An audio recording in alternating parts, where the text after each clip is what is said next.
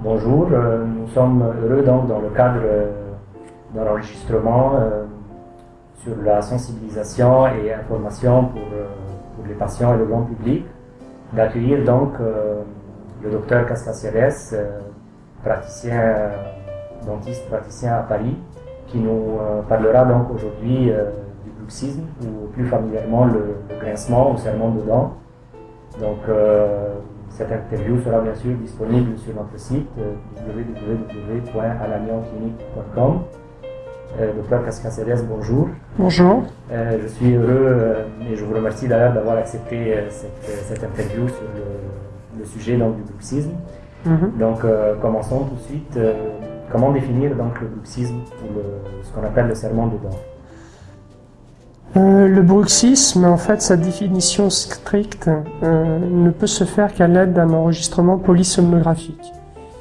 Malheureusement, c'est un moyen dont nous ne disposons pas en pratique quotidienne.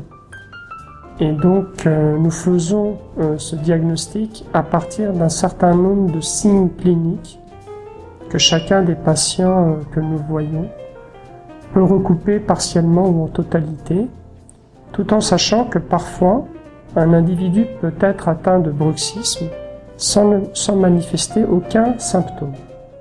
Donc la seule façon d'en être certain, c'est de faire un enregistrement du sommeil.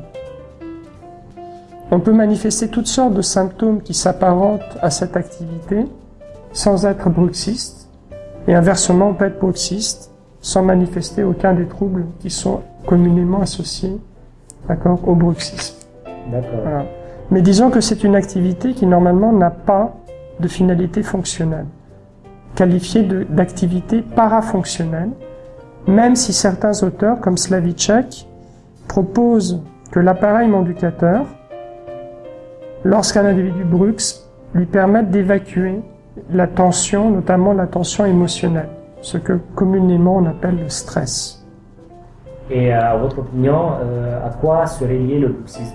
Initialement, il y a de cela déjà plus de 20 ans, on pensait que le bruxisme était lié aux anomalies de position dentaire ou à certaines autres anomalies de la morphologie crânio-faciale. Actuellement, ces éléments-là peuvent exister, mais sont considérés pour partie mineure dans les facteurs qui contribuent au bruxisme, sont écriminés de façon prépondérante des facteurs dits psychosociaux et non plus morphologiques, qui sont de l'ordre des traits de personnalité, de la susceptibilité au stress et aux troubles de l'humeur,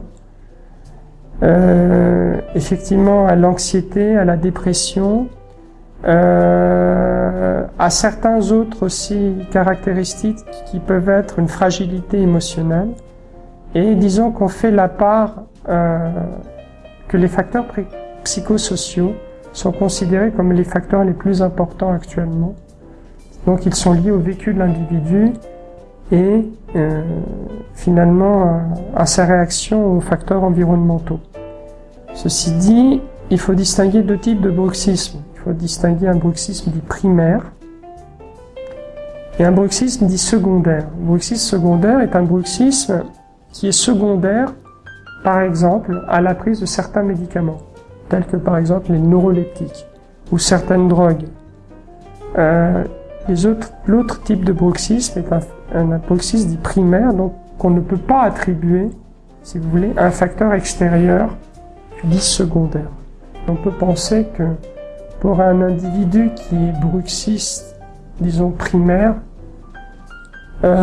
l'adjonction ou la supplémentation des facteurs qui pourraient être à ce moment-là devenir des facteurs d'entretien pourrait être effectivement le tabac et le café, tout en sachant que le café est effectivement une boisson qui est déconseillée lorsqu'on manifeste des troubles musculaires.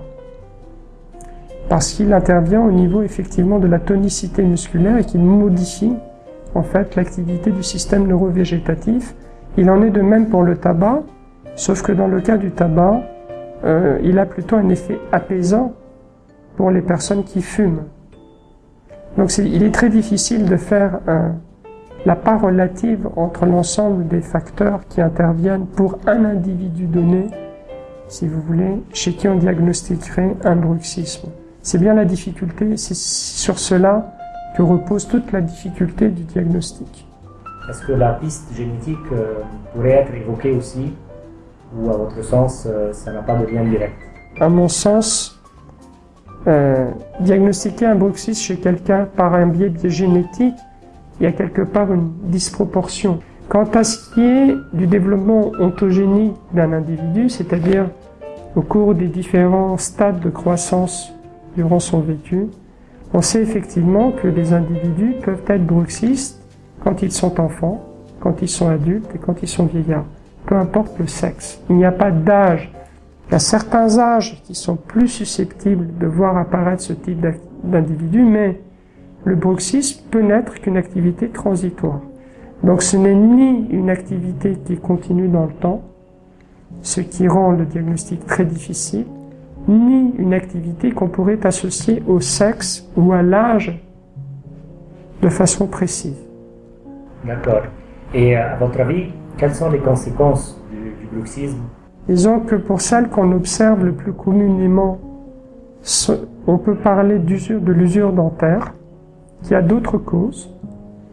Donc il y a le problème de l'usure dentaire et il y a le problème de certains troubles musculaires, parce qu'effectivement, qui dit usure dentaire, en rapport avec le bruxisme, dit activité musculaire soutenue, notamment cela peut être soit durant la journée, et à ce moment-là on parle de bruxisme diurne, soit durant la nuit, et là on parle de bruxisme nocturne, tout en sachant qu'en général, le bruxisme diurne est un bruxisme de serrement, c'est-à-dire que l'individu serre les dents, comme ceci. Tandis que le bruxisme nocturne est un bruxisme qui se manifeste par des mouvements de la mandibule qui sont excentrés. Donc les patients, en fait, lissent les dents et les frottent les unes contre les autres. L'usure qui en résulte est différente. Dans un cas, on supprime celui du bruxisme nocturne, on supprime les reliefs dentaires. Dans le cas du bruxisme diurne, c'est-à-dire du serrement dentaire, on les accuse en quelque sorte. Les conséquences ne sont pas les mêmes, mais les contraintes développées sur les dents et sur les tissus de soutien que sont le parodonte sont extrêmement importantes. Et si la denture est limitée, c'est-à-dire que si par exemple il manque des dents, les contraintes étant réparties sur un nombre diminué de dents, eh bien, elles peuvent pâtir, effectivement, de la force et de l'importance des contraintes générées.